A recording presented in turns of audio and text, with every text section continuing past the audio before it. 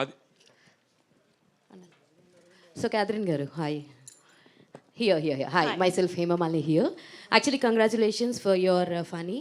So, let us know what is the interesting point you said yes for this story. Okay, that's a good question. I didn't speak about that. I was trying to keep it short.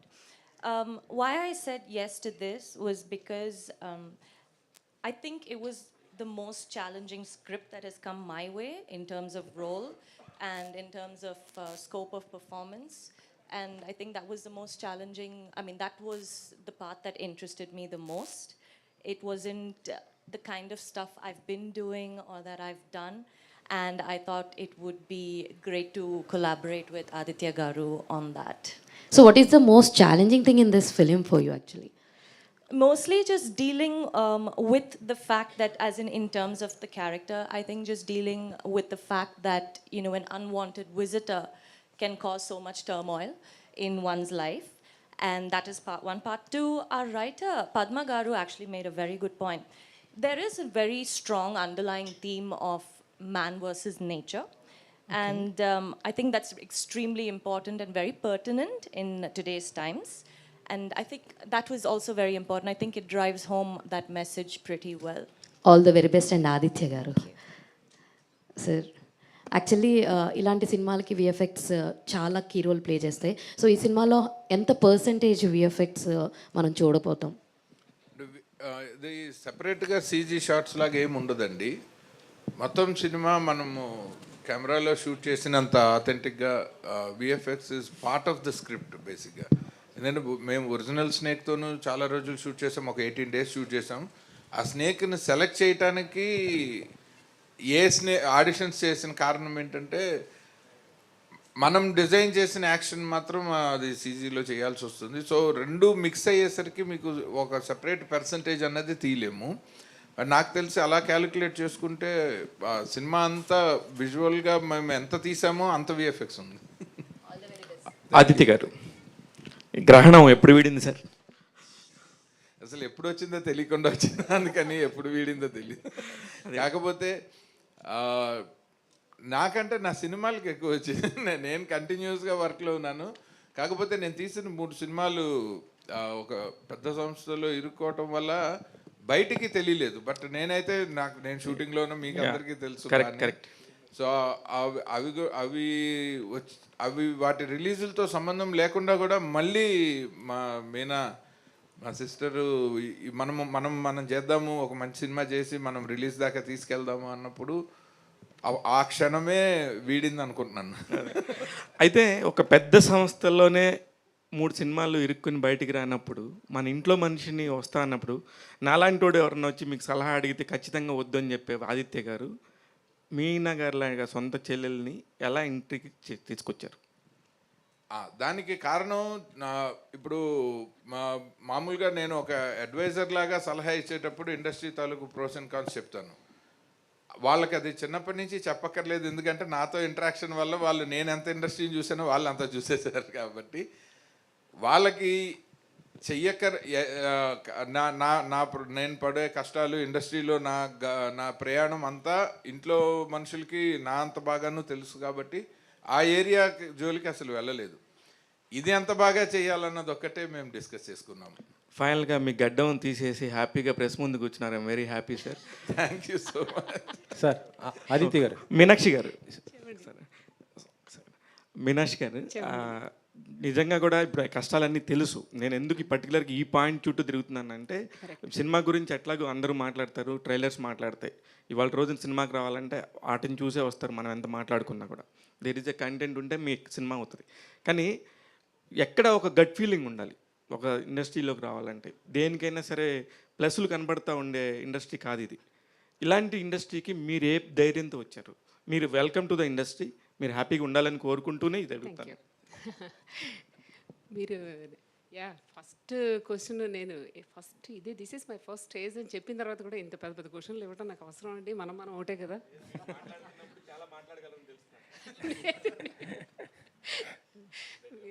First time క్వశ్చన్లు వేసేటప్పుడు చిన్న చిన్న క్వశ్చన్లు 1 mark questions వేయాలండి. 10 marks. మీరు అంత పెద్ద పెద్ద క్వశ్చన్స్ వేసేయకూడదు. ఇది బేబీ స్టెప్స్. ఇప్పుడు నేను just born I would say. మీరు అంత పెద్ద క్వశ్చన్ మరి 100 మార్కుల క్వశ్చన్ చేయమనకూడదు. బట్ మీరు చెప్పే థ్యాంక్ యూ సో మచ్. నాకు ఓన్లీ గట్ ఫీలింగ్ ఏంటంటే అన్నయ్య ఉన్నాడు, that's it. He knows it. ఎందుకంటే హీ నోస్ వాట్ ఈస్ మనసంతా నువ్వే ఉన్నప్పుడు మా అన్నయ్యది పరిస్థితి ఎట్లా ఉండేదో నాకు తెలుసు, ఆ తర్వాత ఎట్లా ఉందో తెలుసు. ఏది ఒకే రకంగా ఉంటే ఎంజాయ్మెంట్ ఏముంటుందండి. సో మళ్ళీ మనసంతా నువ్వే ఎంత వచ్చింది 2003 ఆర్ 1 మళ్ళీ 2025లో మా అన్నయ్య మళ్ళీ 24 ఇయర్స్ తర్వాత ఫనీ అనేది ఇంకొక మనసంతా నువ్వే అవుతుంది, బట్ డిఫరెంట్ జానర్లో. అంతవరకు మాత్రం ఖచ్చితంగా చాలా నమ్మకం ఉంది.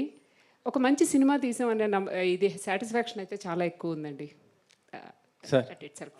ఆదిత్య గారు ఇక్కడ సార్, నేను వెంకట్ ఎన్టీవీ సార్. పీపుల్స్ మీడియాలో మీ మూవీస్ ఉన్నాయి కదా, అవి ఎందుకు బయటికి రావట్లేదు సార్? ఏంటి release problem? People media stage మీద మాట్లాడదాం. ఈ క్వశ్చన్కి ఆన్సర్ చెప్పాలంటే నా పక్కన విశ్వ గారు, వివేక్ కూచిపట్ల గారు ఉండాలి, మీనాక్షి గారు, శాస్త్రి గారు కాదు. మీరు డైరెక్షన్ చేశారు కదా, మీ సినిమాలు మీ బయటికి రాకపోవటం ఏంటి? డైరెక్టర్గా సినిమా తీయటమే కానీ రిలీజ్ చేయాల్సిన ఈక్వేషన్ జనరల్గా మీకు తెలియదు ఏముంది, అది ప్రొడ్యూసర్. ఒక సినిమా ఆగిపోతే డైరెక్టర్ సరిగ్గా తీయలేదంటారు, 3 సార్లు అవకాశం ఇవ్వరు, కాబట్టి నా తప్పు లేదని నేను అనుకుంటున్నాను. అదే ధైర్యంతో ఈ సినిమా డైరెక్షన్ చేసేసాను. మీరు ఇప్పుడు మరి పీపుల్ మీడియాలో ఉన్నారా, లేకపోతే ఓన్గా నేను అఫీషియల్గా అసలు ఎక్కడ ఎప్పుడూ లేనండి. నేను ఎప్పుడూ ఇండిపెండెంట్ కెపాసిటీలోనే ఉన్నాను. వాళ్ళిద్దరూ నాకు బాగా క్లోజ్ ఫ్రెండ్స్, వాళ్ళిద్దరిని నేను కలిపాను కాబట్టి వాళ్ళకి అడ్వైజర్గా ఉన్నాను. యాక్చువల్గా పీపుల్ మీడియా కంటే ముందు నేను గీతా ఆర్ట్స్లో కూడా ఉన్నాను. కరెక్ట్గా మన సినిమా మొదలయ్యే ముందు నేను రాఘవేంద్రరావు గారితోనే ఉన్నాను. 1 ఏడాదిన్నర పాటు నేను నా అవసరం ఉంది అనుకున్నప్పుడు ఇండస్ట్రీలో అందరితోనూ పనిచేశాను. స్పెషల్గా పీపుల్ మీడియా అన్నది కొన్నాళ్ళు కొంచెం ఎక్కువ ట్రావెల్ చేశాను, ఎందుకంటే నా త్రూయే వచ్చారు కాబట్టి. ఇప్పుడు ట్రావెల్ చేయట్లేదు మీరు? అఫీషియల్గా చేయట్లేదు, బట్ సలహాలకి సంప్రదింపులకి ఎప్పుడు. ఏంటి సార్? మీనాక్షి గారు కాదు సార్, అంటే వివేక్ గారు కూడా బయటకు వచ్చారు అంటున్నారు, నిజమేనా? లేకపోతే ఇది అదే అన్నాను, పీపుల్ మీడియా వేదిక మీద, మనం ఓఎంజీ వేదిక మీద పీపుల్ మీడియా గురించి మాట్లాడుకుంటే ఎందుకు అన్నది నా మీనాక్షి అంటే సార్ పని ఆర్ ట్రావెల్ గురించి ఈ వేదికని కన్ఫైన్ చేద్దాం సార్. అంటే ఇప్పుడు గతంలో ఫామ్ సినిమాలు చాలా వచ్చాయి, అంటే నాగాస్త్రం, నాగమ్మ, మూగనము, ఇవన్నీ కూడా చూస్తుంటే డెవోషనల్తో ఉండేటువంటి సబ్జెక్ట్స్. ఇది మరి ఇది దేవి కూడా డెవోషనల్ సబ్జెక్టు, కానీ ఇది పని అనేది ఏ విధమైన సబ్జెక్ట్ సార్? ఇది మన మనుషుల్లాగా ఒక పాత్ర, అది ఆ పాత్రకి కొన్ని సహజ సిద్ధమైన స్వభావాలు ఉంటాయి, కొన్ని లక్షణాలు ఉంటాయి. ఆ క్యారెక్టరైజేషన్ తీసుకుని డిజైన్ చేసింది ఒక న్యాచురల్ స్నేక్ క్యారెక్టరైజేషనే ఉంటుంది తప్ప మనం ఎక్కడ ఒక మైథలాజికల్ డివోషనల్ టచ్ అసలు ఎక్కడ ఇవ్వలేదు సినిమాకి. బట్ చూసే వాళ్ళకి కనెక్ట్ అవ్వటం కోసం ఒక మంచి ఇంపార్టెంట్ ప్లేస్లో ఆ పని టైటిల్ ట్రాక్ చాలా అద్భుతంగా కంపోజ్ చేసింది తను. అందులో ఉంటుంది ఆ పాము తాలూకు క్యారెక్టర్స్ తాలూకు గొప్పతనం ఏంటన్నది ఆ పాటలో చెప్పాము. అలాగే టైటిల్ సాంగ్ ఒకటి చేసింది, అది ఆది శంకరాచార్యులు రాసిన భుజంగ ప్రయాత స్తోత్రం బ్రీత్లెస్ కింద పాడింది, సాయి చరణ్తో కలిసి తను పాడింది. అది ఈ రెండే నాకు తెలిసి మొత్తం వరల్డ్ వైడ్ ఈ సినిమాకి సంబంధించిన మన ఇండియన్ డివోషనల్ టచ్ సినిమాలో. సార్ కాశీ గారు, మీరు కూడా ఒక మంచి క్రియేటివ్ డైరెక్టర్, ఒక ఆర్టిస్ట్గా కూడా మంచి పేరు తెచ్చుకుంటున్నారు. ఇప్పుడు ఈ సినిమాలో చేస్తున్నప్పుడు అంటే మీ క్రియేటివిటీని ఇక్కడ ఉపయోగించారా ఆదిత్య గారి దగ్గర? క్రియేటివిటీ ఉపయోగించలేదు, కానీ ఒక వెల్విషర్గా కొన్ని సజెషన్స్ చెప్పాను. అది జనరల్గా ఏ షూటింగ్కి వెళ్ళినా సైలెంట్గా చేసుకెళ్ళిపోవటం అలవాటు. డైరెక్టర్ నా ఫ్రెండ్ కాబట్టి అతను ఏదో ఉడత సాయంలాగా మనం ఏదైనా సజెషన్ చెప్తే అది సినిమాకు ఉపయోగపడుద్ది అన్న యాంగిల్లో చెప్పడం జరిగింది. సో ఈ సినిమా డెఫినెట్గా అంటే కథ విన్నప్పుడు ఎంత ఇంపాక్ట్ తోటి ఉందో సినిమా కూడా అంత బాగా వచ్చి ఉంటుంది. ఎందుకంటే డెడికేటెడ్గా చేస్తారు వీళ్ళు, పెద్ద పబ్లిసిటీ లేకుండా హార్డ్ వర్క్. దీన్నే ఒక ఇంచుమించు ఈ సినిమాలో కనిపించిన వాళ్ళందరూ కూడా చాలామంది చాలా సినిమాలు చేస్తూ ఉంటాం, ఒకేసారి ఒక 8 లాంగ్వేజెస్లో సినిమా రిలీజ్ అయ్యి మనం చాలామందికి తెలియటం అనే ఆపర్చునిటీ కొన్నిసార్లే వస్తుంది. సో ఇది వినగానే మంచి ఆ డైరెక్టర్గా తనకి మంచి ఆపర్చునిటీ, ప్రొడ్యూసర్స్కి కూడా ఇది మంచి పేరు తీసుకొస్తుంది, డబ్బులు తీసుకొస్తాయని నమ్మకం వచ్చింది అన్నమాట. మీరు డైరెక్షన్కి ఎందుకు దూరంగా ఉండిపోతున్నారు సార్? ఏంటి అసలు అదే దగ్గరలోనే ఉన్నాను కానీ మీకు కనపడట్లేదు. అంటే మీరు అంటే ఓన్ డైరెక్షన్స్ ఇప్పుడు ఏం లేదు నెక్స్ట్ చేస్తా చేస్తారు. చేస్తాను తప్పకుండా మీనాక్షి గారు, ఏంటి అన్నయ్య పుట్టింటికి రా చెల్లి అనగానే వచ్చేసారు. సో మరి అన్నయ్య నుంచి ఏం కోరుకుంటున్నారు? అంటే ప్రతిసారి మనం రాఖీ కట్టినప్పుడు అన్నయ్య నుంచి అదేంటండి, ఒక మేము మంచి చేసింది కానుక అమెరికాలో కోరుకుంటాం. కదండి, పుట్టింటికి రాలేదు. అన్నయ్య పుట్టింటికి రా అన్నానండి. ఇటు రమ్మలేదు, అటు రమ్మన్నాను, అక్కడికి మెట్టింటికి రమ్మని చెప్పి. మేటింటికి రమ్మన్నాను. సో మరి ప్రతి చెల్లి అన్నయ్య నుంచి ఒక మంచి కానుక కోరుకుంటారు. మరి మీరు సినిమా కానుక కోరుకోవడంలో ఉద్దేశం ఏంటి? ఇక్కడ చాలా ఛాలెంజెస్తో కూడుకున్నటువంటి వ్యవహారం ప్రొడక్షన్ అనేది.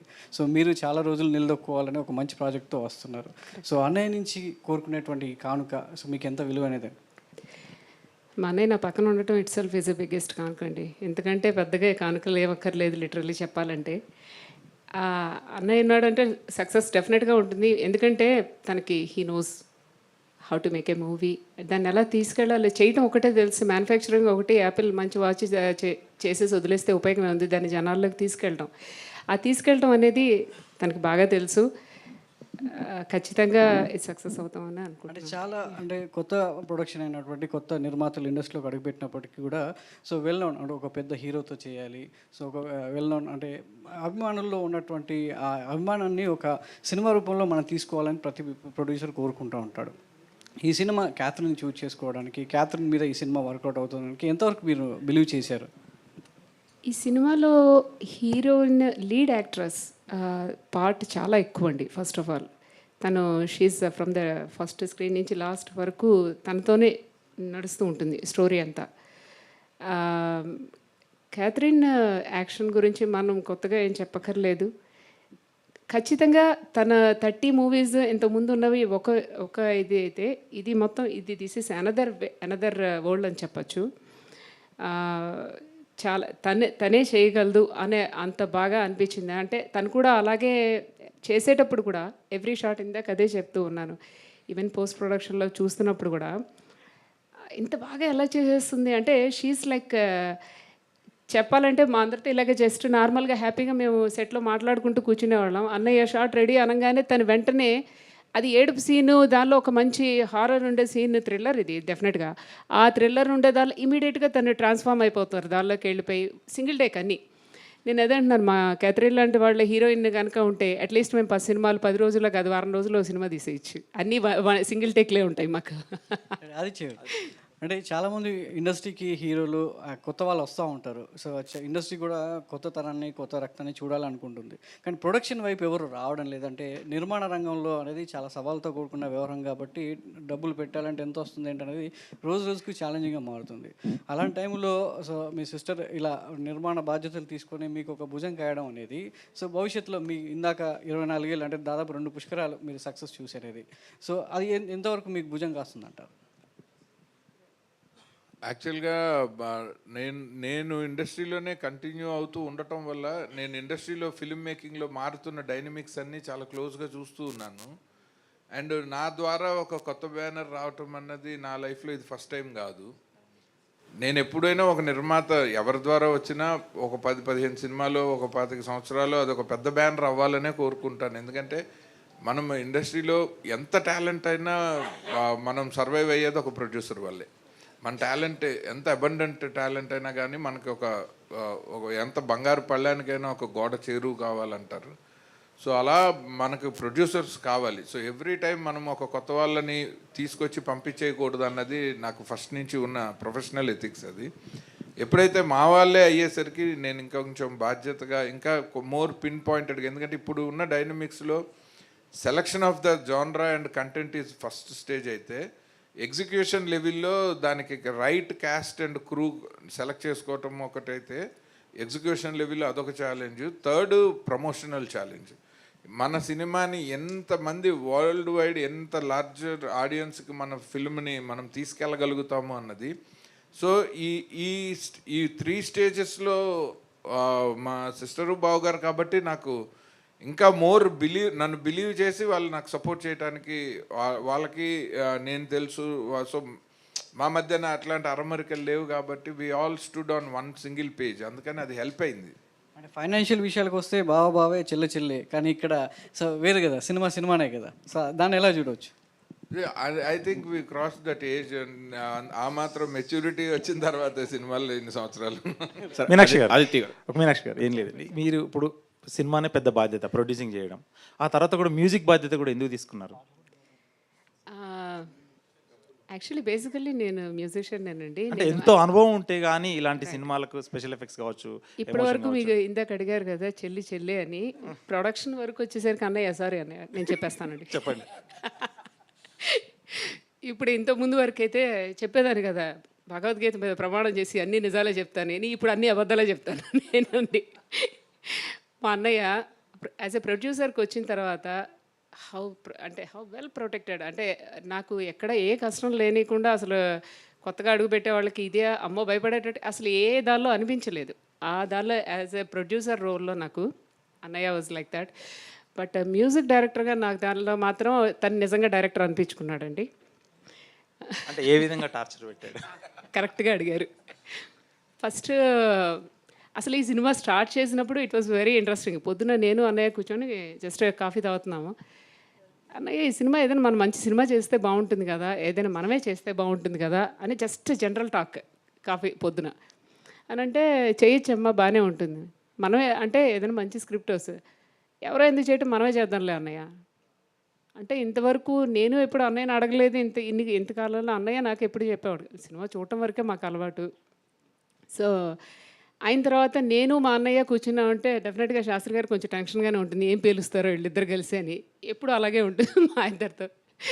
సో వెళ్ళి మీ ఇద్దరం ఇలా వన్ ఫైన్ డే వెళ్ళి శాస్త్రి గారికి నెక్స్ట్ డే వెళ్ళి సినిమా తీద్దాం అనుకుంటున్నాం. వాట్ అన్న అంటే ఇలా సినిమా తీద్దాం అనుకుంటున్నాము, బాగుంటుంది, అన్నయ్య ఉన్నారు కదా ఇక్కడే చేద్దాం ఒక మంచి ఎప్పటి నుంచి అంటే, నేను యుఎస్లో మ్యూజిక్ స్కూల్ ఒకటి రన్ చేస్తున్నాను. Academy it is affiliated with Indian government universities. Almost 23 years నుంచి అక్కడ రన్ చేస్తున్నాను. నాదంతా క్లాసికల్ మ్యూజిక్, మా ఇంట్లో అంతా క్లాసికల్ మ్యూజిక్. ఇది సినిమా సంగీతం వింటమే తప్పితే చేయటం అనేది తెలియదు నాకు. సో అన్నయ్య వచ్చి ఫస్ట్ ఈ సినిమాకి నువ్వే మ్యూజిక్ చేస్తావు అన్న. అంటే మీరు 1-2 రోజులు అనుకుంటారేమో, 2 నెలలు నేను అన్నయ్యతో మాట్లాడలేదు. 2 నెలలు తప్పించుకు తిరిగానండి, that is the right word. రోజు అన్నయ్య పొద్దున వచ్చి సినిమా చేస్తున్నాం, సరే స్టోరీ రెడీ అయిపోయింది, ఓకే సినిమా చేస్తున్నాం, మ్యూజిక్. అన్నయ్య మ్యూజిక్ నేను కాదు కానీ ఇంకా బోల్డ్ మంది ఉన్నారు, మనం బయట మ్యూజిక్ పెట్టి చేద్దాం. లేదమ్మా నువ్వు బాగా చేస్తావు. నేను అంతకుముందు నేను యేసుదాస్ గారితో, సుశీల్ గారితో వీళ్ళతో ఆల్బమ్స్ అవి చేస్తూ ప్రైవేట్ ఆల్బమ్స్ చేస్తుండేదాన్ని. అన్నయ్య లేదు నువ్వు చెయ్యాలి మ్యూజిక్ అన్న. అలా ఎవ్రీడే సినిమా గురించి అంతా మాట్లాడుకునే వాళ్ళం. సంగీతం దగ్గరికి వచ్చేసరికి మాత్రం నేను ఏం మాట్లాడేదాన్ని కానీ చాలా క్వైట్గా, అన్నయ్య మన వంటకు టైం అవుతుంది తర్వాత మాట్లాడదాంలే అన్నయ్య. ఇలా 2 నెలలు నేను 2 నెలలు ఎంత రేంజ్లో పట్టుదలగా నేను మాట్లాడకుండా ఉన్నానో, అన్నయ్య కూడా అట్లాగే 2 నెలలు విడవకుండా పట్టువదలని విక్రమార్కుడిలాగా నన్ను వెనకాల పడుతూనే ఉన్నాడు. సరే వన్ ఫైన్ డే వచ్చిన తర్వాత, సరే అమ్మ నువ్వు చెప్పినట్టు నేను వేరే వాళ్ళకి ఇచ్చేద్దాం, నువ్వు అట్టగా చేయొద్దులే, ఇట్స్ ఓకేలే, కూర్చో, ఇప్పుడేం పనేం లేదు నీకు, కూర్చో. సరే ఇంకా తప్పేటట్లేదు, ఓకే అయిపోయింది ఎండ్ ఆఫ్ ద డే అని అనుకొని మొదలుపెట్టి, సరే అన్నయ్య చేద్దాం, ఏం చేద్దాం అని అంటే, ఆ చేద్దాం అనేదానికి ముందర చెప్పాను నేను ఫస్ట్ అనగానే, దానిలో ముందర డిస్క్లైమర్లు చాలా ఉన్నాయి. నువ్వు చెప్పంగానే నేను నో అంటాను, నువ్వు అన్నా నువ్వు బాధపడకూడదు అంటే ఈ దానికి యాప్ట్ అయ్యి ఉండకపోవచ్చు, దానిలో ఇంకొక 100 ట్యూన్లు రావాలి, దీని తర్వాత ఇది రావాలి, అలాగా చాలా చెప్పాడండి. ఇవన్నీ చెప్పిన తర్వాత ఏంటంటే ఎవరు మాత్రం చేస్తారండి. నేను ఇంకా సరే అయితే నేను అసలు చేయను పోవని. తర్వాత నెక్స్ట్ డే వచ్చి చేసావమ్మా, ఇంక వదిలేటట్లేడు అని అనుకొని ఫస్ట్ ట్యూన్ చెప్పాను. నాకు తెలుసు నాకు చాలా భయంగా అనిపించింది ట్యూన్. పైగా దానిలో ఏంటి, నేను ఇప్పటివరకు classical music, I'm a classical musician. అది పాడిన తర్వాత ఫస్ట్ సాంగ్ వచ్చి రొమాంటిక్ సాంగ్ అమ్మ, అదే ఫస్ట్ చేయాలి. వారు నాయనో ఇదేంటి ఫస్ట్ రాగానే ఇదే పాట ఏంటి నాకు అని అది మొదలు పెట్టాను. జస్ట్ ట్యూన్ ఇవ్వంగానే అన్నయ్య ఏమంటాడు అనేది, నేను 10th క్లాస్ ఎగ్జామ్స్ రాసినప్పుడు కూడా నాకు అంత టెన్షన్గా అనిపించలేదండి.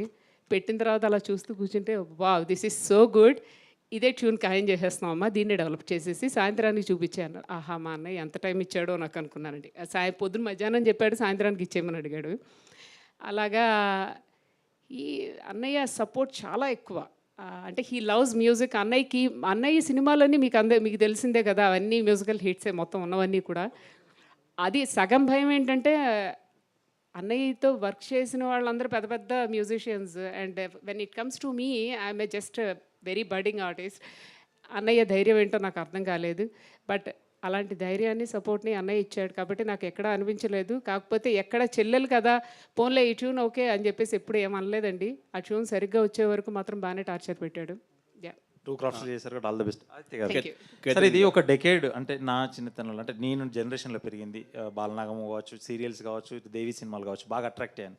ఈ జనరేషన్కి ఏమైనా డివోషనల్ టచ్తో ఈ సినిమా తీస్తున్నారా, లేదంటే ఇది అసలు ఏ రకం జాతి పాము సార్ ఇది? ఇది ఒక most modern black pain snake అండి. ఓకే. కాకపోతే ఈ ఈ సినిమా ఒక మన పాము తాలూకు క్యారెక్టరైజేషన్తో డిజైన్ చేసిందే కానీ ఆ పాముని ఒక హీరోయిన్ రోల్ లాగా మార్చటము, లేకపోతే ఒక భక్తి ఒక భక్తురాలని హీరోయిన్ భక్తురాలని చేయటం అసలు ఏం లేదు. యాక్చువల్గా ఏంటంటే మన సృష్టిలో నేను కరెక్ట్గా చెప్పాలంటే ఈ సినిమా డబ్బింగ్ వర్షన్ చెక్ చేస్తుంటే వెనకాల మా ప్రొడక్షన్ మేనేజర్ సంపత్ అని నుంచున్నాడు. అలా చూసి బయటకు వస్తుంటే, సార్ సినిమా భలే ఉందండి, నాకు ఒక క్యాప్షన్ తట్టింది అన్నాడు. అంత కరెక్ట్గా చెప్పాడు తను. సినిమాలో వాడలేదు, పబ్లిసిటీలో వాడతాను. If you spoil nature you will vanish your future అని చెప్పాడు అతను ఒక ముక్కలో. సో నేచర్లో ఉన్న ప్రతి, ఇందాక పద్మ గారు రైట్గా చెప్పారు, ఆ థీమ్ ఆఫ్ దిస్ ఫిలిం ఏంటంటే, సో అది కూడా ఒక ప్రాణి. ఒక ఎక్స్ట్రాడినరీ డైలాగ్ రాశారు జాగర్ ఆడమ్స్ అన్న క్యారెక్టరు క్యాథరిన్ గారితో మాట్లాడేటప్పుడు, మనుషులు మృగాల్లా మారితే మృగాలే న్యాయ నిర్ణేతలు అవుతాయని. సో ఇది అలాంటి ఒక క్యారెక్టర్ ఉన్న ఒక పాము, అన్ఫార్చునేట్లీ దానికి విషం ఉండదు, కానీ పగ మాత్రం ఇంకా ప్రమాదకరంగా పెంచుకుంటూ ఉంటుంది, అది హ్యూమన్ రేస్ మీద. సో ఆ క్యారెక్టరైజేషన్ని తీసుకొని ఈ కథని డిజైన్ చేశాం. ఎంటైర్ అమెరికాలో తీయడానికి కారణం ఏంటి సార్?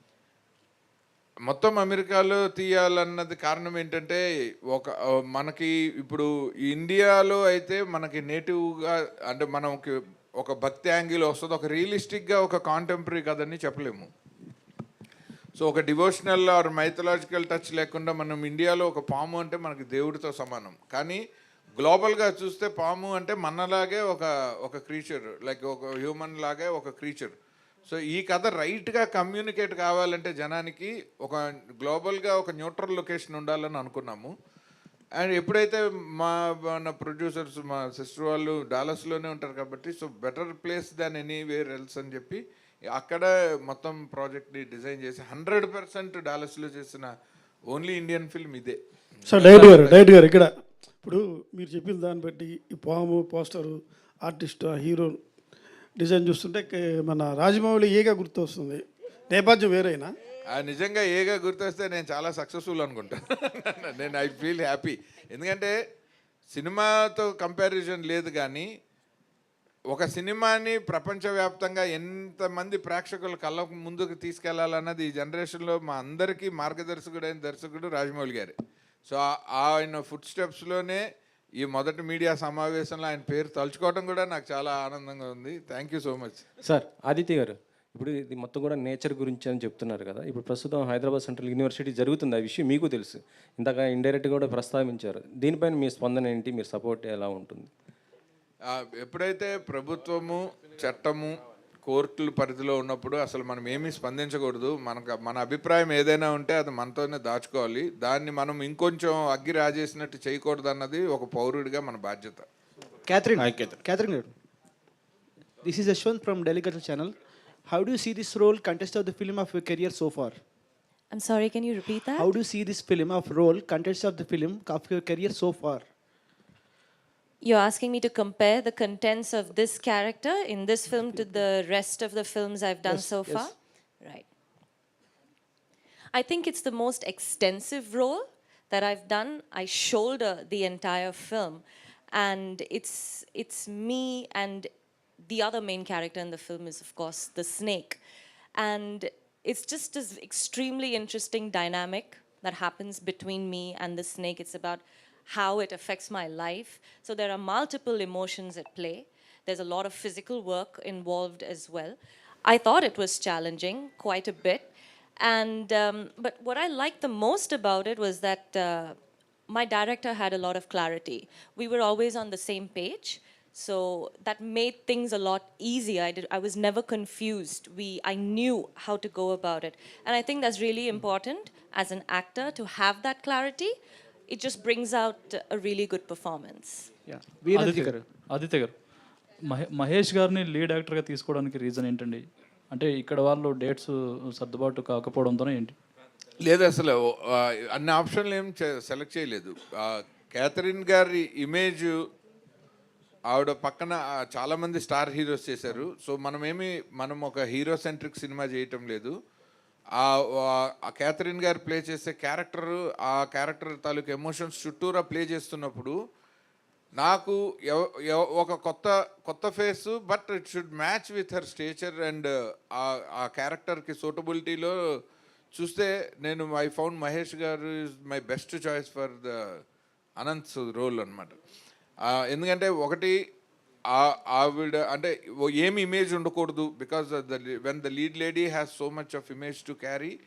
ఆ హీరోకి ఇమేజ్ ఉండకూడదు కానీ స్టేచర్ ఉండాలి. సో అండ్ గ్లోబల్గా ఈ సినిమాని తీసుకెళ్దాం అనుకున్నప్పుడు నాకు ఎల్ఏలో ఒక హాలీవుడ్లో మంచి కెరీర్ పర్సూ చేస్తున్న మన తెలుగు అబ్బాయి అయితే ఆయన్ని నేను తెలుగులో పరిచయం చేస్తాను, మన కంటెంట్ని ఆయన ఇంగ్లీష్లోకి తీసుకెళ్తారు. సో రెండు రకాలుగా నాకు ఇండియాలో మనము ఈ క్యారెక్టర్కి సూటబుల్ అని చెప్పి క్యాథరిన్ గారిని ఎంత జాగ్రత్తగా ఆవిడకి కథ చెప్పి ఒప్పించి అన్ని స్టెప్ బై స్టెప్ వెళ్ళి ఆవిడ ఎస్ అన్న తర్వాత ఈ ప్రాజెక్ట్ని ఎట్లాగా మనం షేపప్ చేసామో అదే ప్రాసెస్ మహేష్ గారి విషయంలో కూడా చేసాం. పాము అంటే శివుడి మెడలో ఆభరణం లాంటిది, కానీ తనికెళ్ళ భరణి గారు శివుడికి గొప్ప భక్తుడు. ఆయన్ని ఇందులో కొత్తగా చూపిస్తున్నట్టున్నారు, ఏంటండి? అవును, ఆయన ఒక ఆర్టిస్ట్గా ఆయన మనం రాసిన క్యారెక్టర్ చేస్తారు కానీ ఆయన వ్యక్తిగత ఇష్టాలతో చాలా సినిమాల్లో ఆయన శివభక్తుడిగా కనిపిస్తారు, ఇందులో షూటర్గా. అయినా కూడా ఆయన పర్సనల్ అభిప్రాయానికి ఈ సినిమాలో ఆయన పాత్రకి అసలు సంబంధమే లేదు. ఆదిత్య గారు, అంటే మీరు ఇప్పటివరకు చెప్పిన దాన్ని బట్టి చూస్తే యానిమల్ కింగ్డమ్ గురించి, దాని గురించి, నేచర్ గురించి చెప్తున్నారు కదా, మరి పన్నీ అనే టైటిల్ పెట్టారు. ఈ టైటిల్కి జస్టిఫికేషన్ ఏంటి సార్? టైటిల్ జస్టిఫికేషన్ పాము అనే, అదే అంటే మనం ఇప్పుడు క్యాథరిన్ గారి పేరో లేకపోతే మనము మహేష్ గారితోనున్న ఆవిడకున్న రిలేషన్షిప్ పేరో ఒక మూడ్ ఆఫ్ ద ఫిలిం పేరో చాలా ట్రై చేశాను కానీ అసలు ఈ కథ మొత్తానికి కీలకమైన క్యారెక్టర్ని మనము ఎఫెక్టివ్గా వరల్డ్ మార్కెట్లోకి తీసుకెళ్లాలంటే ఆ క్యారెక్టర్ పర్స్పెక్టివ్లో చెప్పాలి అన్నది పద్మ గారు, నేను, మీనా వాళ్ళు కలిసి తీసుకున్న నిర్ణయం. అది స్టోరీ డిస్కషన్ స్టేజ్లోనే అనుకున్నాము. అప్పుడైతేనే మనం చెప్పాలనుకున్న కథ, మనము హ్యూమన్ పర్సెప్షన్ మనందరికీ తెలుసు, మనం ఏం ఆలోచిస్తామో. సో అందుకని ఆ టైటిల్ వద్దనుకున్నాము. అదర్ పర్సెప్షన్లో ఈ కథని మనం వరల్డ్ మార్కెట్లో తీసుకెళ్తున్నాం కాబట్టి ఆ క్యారెక్టర్ నేమే పెట్టాలని చెప్పి ఫనీ అని పెట్టాం. ఆదిత్య గారు, రవిచంద్ర అండి. మహేష్ గారు, హాయ్ సార్. అచ్చా, మీ కెరియర్ స్టార్ట్ చేసింది ఇక్కడ తెలుగులోనే చూశాను బుక్లో. So started in Hyderabad. So how is so far your career in acting and ఈ ఫిలింకి మీరు ఎంతవరకు హెల్ప్ చేస్తారు? సో యాజ్ యూ సెడ్, నేను హైదరాబాద్ నుంచి, ఐమ్ ఫ్రమ్ హైదరాబాద్. నా కెరియర్ స్టార్ట్ అయింది ఇక్కడి నుంచిలే. సో దాని తర్వాత నేను I was in to US, mostly in to modelling. అక్కడ వేరే చాలా గ్లోబల్ బ్రాండ్స్ తోటి చేశాను modelling. So understood the process in Hollywood, how it works as an actor, not only just an acting, but the process and the discipline and how it works, everything. So that really helped me for getting into the next projects. My acting career started with Barbie, the Warner Brothers movie, small role, and then Disney movie, Haunted Mansion, I played Maharaja role. Then after that, I started getting lead roles in other movies. Right now, I just finished a couple of them while actually doing funny. And my interest with funny is when I connected with producers first for a Telugu movie. Okay, I'm from Telugu. Okay, this is interesting, but it triggered really well when I heard Aditya Garu name. Then it triggered Manasantanu, all other movies, and I said yes. And from the day one till today, right now, even sitting next to me, it is a pleasure working with him and being in front of you all. So that's my connect to the movie. Aditya గారు, గత 30 సంవత్సరాలుగా మిమ్మల్ని చూస్తున్నాను. మీరు తీసిన సినిమాలు, మీ mind set, అవన్నీ కూడా హ్యూమన్ ఎమోషన్స్, ఫ్యామిలీ, ఈ బాండింగ్, ఈ ఇలాంటి కథాంశాలే ఉంటాయి. అసలు మీకు సంబంధం లేని జోనర్లోకి ఈ సినిమాతో వచ్చారు. ఏంటి దాని వెనక బిహైండ్ స్టోరీ ఏంటి? లేదు, నన్ను నేను కొత్తగా ఆవిష్కరించుకునే ప్రయత్నము. ఇవాల్టి జనరేషన్లో ఒక కాంటెంపరీ థాట్ తోటి సినిమా తీయకపోతే మనము ఇప్పుడు కంపీట్ చేయాల్సింది యానిమల్ డైరెక్టర్తో. సో యానిమల్ మీద మూవీ తీద్దాం అనుకున్నా. ఆదిత్య గారు లక్ష్మీనారాయణ ఇక్కడ. ఇప్పుడు మీరు సినిమా మొత్తం డల్లాస్లో తీసినా చెప్తున్నారు యూఎస్లో. అంటే యాజ్ పర్ రూల్ ప్రకారం 40% లోకల్గా తీయాలి కదా, మీకు అన్నీ తెలిసి మీరు మొత్తం అక్కడ ఎట్లా తీసినారు? మొత్తం పోస్ట్ ప్రొడక్షన్ అంతా ఇండియాలో చేస్తున్నాము. బట్ గ్లోబల్ ఫిల్మ్ చేసేటప్పుడు నేను I just wanted to fight it out అండి. ఎందుకంటే కథ డిమాండ్ చేసిన లొకేషన్లో సినిమా చెయ్యకపోతే ఒక సబ్సిడీ కోసమో ఒక ట్యాక్స్ బెనిఫిట్ కోసమో ఇవాళ సినిమాని మనం కిల్ చేయలేము. ఒక ఫిల్మ్ మేకర్గా that is absolute injustice to my profession from my side అని నేను భావిస్తాను. కానీ మీరు నేషనల్ దీనికి వన్ ఆఫ్ ది మెంబర్ కూడా, మీరే రూల్స్ అవాయిడ్ చేస్తే మిగతా వాళ్ళు ఎవరు పాటిస్తారు? లేదు, మనమేమి రూల్ బ్రేక్ చేసి ఏమీ చేయము. నేను ఆ పర్మిషన్స్ అవన్నీ లీగల్గా కరెక్ట్గా చూసుకొని పేపర్ వర్క్ అంతా నీట్గా చేసి ఎటువంటి ఇబ్బందులు ప్రొడ్యూసర్స్కి లేకుండానే ప్లాన్ చేసుకున్నాను. ఓకే, థ్యాంక్ యూ అండి. Last question. పొద్దక్క మీరు చేసినవి గాంధీ తాత చెట్టు, రాధేశ్యామ్కి రైటింగు, మహానటికి ఇవన్నీ చేశారు. మీ సినిమాలు వేరు, ఈ పని సినిమా వేరు. ఎట్లా మ్యాచ్ అవుతుంది? ఇదేంటి డైలాగ్స్ రాశారా లేకపోతే కథ కూడా మీదేనా? లేదు, డైలాగ్స్ మాత్రమే, మాటలు మాత్రమే నేను రాశాను.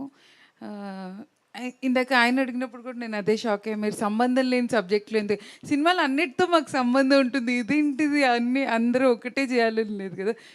రోజు వి ట్రై టు లెర్న్, కొత్త విషయాలు ట్రై చేసి కొత్త కథలు రాసి అలాగే కదా గ్రో అయ్యేది. సో మొన్న బృందా కూడా రాశాను నేను, అది కూడా థ్రిల్లరే. So super. ఆచార్య గారు సార్, ఇందాక క్యాథరిన్ ఓకే చేసిన తర్వాత మేము సగం సక్సెస్ అయిపోయామన్నారు. ఇప్పుడు క్యాథరిన్ గారు ఏం సినిమాలు చేయట్లేదు. ఇప్పుడు సినిమా అంటే బిజినెస్సే. మార్కెట్ వైజ్ చూసుకున్నా, ఓపెనింగ్ చూసుకున్నా దీన్ని గ్లోబల్గా రిలీజ్ చేస్తున్నారు. ఎంతవరకు మార్కెట్ ఉంటుందని అనుకుంటున్నారు? క్యాథరిన్ గారు సినిమాలు చేయట్లేదంటే ఇప్పుడు మన సినిమాతో పాటే ప్యారలల్గా ఆవిడ తమిళ్లో సుందర్సి సినిమా చేస్తున్నారు, అది కూడా రిలీజ్కి రెడీ అవుతుంది. అండ్ ఆవిడ మలయాళంలో చేస్తున్నారు. సో ఈవిడ she is known in every language. By the time we signed her, ఆవిడ ఈ కథ ఓకే అన్నప్పటికీ ఆవిడకి ఈ షూటింగ్స్ అన్నీ లైనప్ అయ్యే ఉన్నాయి. అండ్ ఆవిడ చాలా పెద్ద సినిమాల్లో కూడా రాబోతున్నారు. సో ఆవిడ ఆ సినిమాలే రివీల్ చేస్తాయి రాగానే. ఇవాళ రేపు ఫిలిం మేకింగ్ టైం కొంచెం స్లో డౌన్ అవుతూ ఉంటుంది, ఎందుకంటే అందరూ చాలా కాషియస్గా సినిమాలు చేయాల్సిన జనరేషన్లో ఉన్నాం మనం. ఆవిడ she is very much accepted actress. మనకి స్టార్ హీరోస్ అండ్ హీరోయిన్స్లో పబ్లిక్ యాక్సెప్టెన్స్ ఉన్న వాళ్ళే మనకి మార్కెట్కి బెటర్ అవుతారు. సో అలా చూసుకుంటే నాకు క్యాథరిన్ గారు ఈజ్ మై బెస్ట్ చాయిస్ అనమాట. సో అందుకనే నేను ఆ ధైర్యంతో అన్నాను, ఈ సినిమా ఈ కంటెంట్ని మనం ఒక ఫేస్ గనక పబ్లిసిటీలోకి తీసుకెళ్లాలంటే she is the best person to take this film forward. ఇందాక మీ సిస్టర్ అన్నారు ఈ క్యారెక్టర్ ఆవిడ తప్ప ఎవరో చేయలేరు అన్నారు. ఆవిడకేమో పాములంటే భయం, మరి అలా ఆవిడ ఎలా చేస్తుంది? మీకు బీటీఎస్లో చూపిస్తాను. అసలు పాముని ముట్టుకోనన్న క్యాథరిన్ గారు బీటీఎస్ బిహైండ్ ద సీన్స్లో ఫస్ట్ షాట్ వేసాను, ఆవిడ ఒక పాముని ముద్దు చేస్తున్నారు. సరే ఫస్ట్ షాట్ వేసాము. ఎందుకంటే ఆవిడ నేను ఒక లవ్ స్టోరీలు ఫ్యామిలీ డ్రామాలు రాసుకుని తీస్తున్న దగ్గర నుంచి ఈ సినిమా చేయడానికి ఎలాగైతే నేను నేర్చుకున్నాను, ఆవిడ అలా ఎక్వైంట్ అయిపోయారు. లైక్ కొన్ని రోజులకి ఆ భయం పోయింది. పోయి ఆ స్నేక్ ట్రైనర్ చేతిలో పాము ఉంటే ఈవిడ దాన్ని ముద్దు చేయటం నేను బిహైండ్ ద సీన్స్లో తీసాను అది. సార్ ఈ పాముల్ని ఆడిషన్ చేయడం ఏంటి, ఎట్లా కుదురుతుంది అది? పాముల్ని ఎందుకు చేయాల్సి వస్తుంది అంటే మనము క్యారెక్టర్ ఒకలాగా రాసుకున్నాము, తర్వాత దానికి తగినట్టు స్టోరీ బోర్డ్ వేసుకున్నాము, విజువల్ స్టోరీ బోర్డ్ వేసుకున్నాము. అందులో మన ఊహకి తగినట్టు ఒరిజినల్ పాము ఏ పాము మన క్యారెక్టరైజేషన్కి దగ్గరగా ఉంటుంది. ఎందుకంటే నాకు విచిత్ర సోదరులో పెద్ద కమలాసను రివెంజ్ తీర్చుకుంటే తండ్రి మరణానికి తల్లి మరణానికి ఆ సినిమా ఒక మామూలు సాదాసీదా సినిమా ఇది, మా గురుగారు సంగీతం గారిది. ఎప్పుడైతే ఆ విషం వల్ల ఇంపాక్ట్ అయిన ఒక డ్వార్ఫ్గా మారిన కమలాసను ఆ సినిమా ఆ రివెంజ్ తీర్చుకోవటం అంటే ఒక హీరోకి ఒక లిమిటేషన్ ఉంటే ఆ రివెంజ్లో వచ్చే ఛాలెంజెస్ ఉంటాయి. ఆ ఛాలెంజెసే మనకి ఇంట్రెస్టింగ్ స్క్రీన్ ప్లేకి కారణం అవుతాయి. అలా ఒక కోరల్ పీకేస్తే విషం లేకుండా బాధతో పగతో మనుషుల మీద పగపట్టిన ఒక పాము ఉండాలి అంటే నేను ఒక పెద్ద పైతాన్ని తెచ్చి ఒక అనకొండలాగా చూపిస్తే దాన్ని చూస్తేనే సగం చచ్చిపోతాం. అది ఆ భయము ఒక మర్డర్ వరకే ఉంటుంది, కానీ వరుసగా సినిమా అంతా ఎంగేజింగ్గా చెప్పాలి అంటే ఆ పాముకు ఒక క్యారెక్టర్ ఉండాలి. ఆ క్యారెక్టర్ కోసం అది ముందు మాకు అర్థం అవ్వాలి. సో మేము ఎన్ని రకాల పాములు ఉన్నాయి, అవి ఏ సాయిల్ మీద ఎంత స్పీడ్లో నడుస్తాయి, లైట్ వేస్తే ఎలా రియాక్ట్ అవుతాయి, పగలు ఎలా బిహేవ్ చేస్తాయి, రాత్రి ఎలా బిహేవ్ చేస్తాయని అడిగితే తను ఒక ట్రైనర్ని అఫీషియల్గా పెట్టి ఒక ఏజెన్సీతో మాట్లాడి 20 పాముల్ని తెప్పించి ఒక 5 రోజుల పాటు ఎక్స్క్లూజివ్గా కెమెరాలు లైట్లు పెట్టుకొని 3 కెమెరామెన్లు, ఎందుకంటే దాని మూమెంట్ ఒకసారి ట్రైనర్ వదిలేస్తాడు, అది ఎటు పడితే అటు పోతూ ఉంటుంది, దాన్ని ఫాలో చేసి 3 కెమెరాలతో ఆ మొత్తం ఫుటేజ్ని ఎడిట్ చేసి ఇప్పుడు మన క్యారెక్టర్కి దగ్గరగా ఏ పాము ఉందని చూస్తే బ్లాక్ పెయింట్ స్నేక్ ఒకటి సెలెక్ట్ చేసి. Yes. Yeah, Catherine. Final question, Andy, because we are running late already. To Catherine. So, as Vianarcha mentioned that you've been working with both Sundar C and Vianarcha at the same time. Both are mostly veterans in their fields. Like, how is it the experience working with you, specifically with Vadivelu for Gangers? So this would be the third time that I'm working with Sundar C, sir. And he has definitely a very different style of filmmaking than V.N. Aditya Garu. That's what I like about it, because that's how, I mean, I figure that, you know, you learn so much as an actor, you adapt so much. He shoots really fast, Sundar C, sir. His films wrap up really fast, and he shoots having a lot of the edit in mind. His genre of filmmaking is also really different. I enjoy those kind of films. I was actually telling Aditya Garu that we should do a comedy really soon. I mean, he's got a fantastic sense of humor. Aditya Garu, I mean, for this film, and I'm only commenting on this film, on Funny, it's a more serious film. It's an actual thriller. It's in the thriller genre. There is a little bit of drama, but it is mostly a thriller. And it was interesting working with him in that space. There was nothing really funny except for behind the scenes. That was the only comedy, I think. But on screen, he's also very clear on, you know, how to make things really interesting, and those thrilling aspects on screen. I think that is new for him. He's not done that so far. So it was an interesting space to explore with Aditya Garu. Thank you. Aditya గారు, like అంటే ఈ చాలా మంది చెప్తూ వచ్చారు మీ career 30 years career అని చెప్పేసి. So ఇప్పుడు చాలా మంది చెప్తూ వచ్చారు 30 years కెరీర్ మీది అని చెప్పేసి. బట్ ఇప్పుడు ప్రజెంట్ జనరేషన్ ఆడియన్స్కి మీరు ఎంతవరకు రెలవెంట్గా ఉన్నారని మీరు అనుకుంటున్నారు? ఈ టైప్ ఆఫ్ కాంటెంట్ అనేది వాళ్ళకి ఎంత రెలవెంట్? అదే ఈ పోస్టర్ చూసి ఈ సినిమా మీరు తీసారా అని ఇందాక నుంచి బయట అడిగిన ప్రతి మీడియా మిత్రుడికి అదే నా ఆన్సర్. ఎందుకంటే నేను చాలా రెలవెంట్గా ఉన్నానని అనుకోవటానికి ఆ surprise element is the answer, not me. ఎందుకు స్టాప్ చేస్తున్నానంటే మనకి ఫిలిం టైం అవుతుందండి, అందుకనే ఆపాల్సి వస్తుంది అనమాట. And thank you so much. Shastri గారు, మీరు క్వశ్చన్ అడుగుంటే మాట్లాడేవారు, ఇప్పుడు మీరు ఇచ్చి మాట్లాడండి అంటే ఎలా ఉంది? ఆయన స్పీచ్ విన్నాం మనం, అసలే షార్ట్ అండ్ స్వీట్ ఆయన ఇందాకే స్పీచ్లో విన్నాం మనం. ఓట్ ఆఫ్ థ్యాంక్స్ శాస్త్రి గారు, మీరు చెప్తున్నారా? సో నిజంగా లేదండి, మెనీ థ్యాంక్స్. మీరు ఎంత టైం స్పెండ్ చేశారు, మంచి క్వశ్చన్లు అడిగారు నిజంగా. సో నాకు మీ క్వశ్చన్ వల్ల నేను మిస్ అయిన ఇన్ఫర్మేషన్ కూడా నాకు తెలిసింది. So extremely so thank you so much అండి, and have a wonderful rest of the day. Thank you so much, media, Telugu media, and alage national media. Thank you so much for coming and making it successful. Thank you so much all the people ఎవరైతే part అయ్యారో ఇక్కడ వెన్యూలో, వాళ్ళందరికీ పేరు పేరున కృతజ్ఞతలు తెలియజేసుకున్నాము. And congratulations once again funny టీమ్కి. And very soon May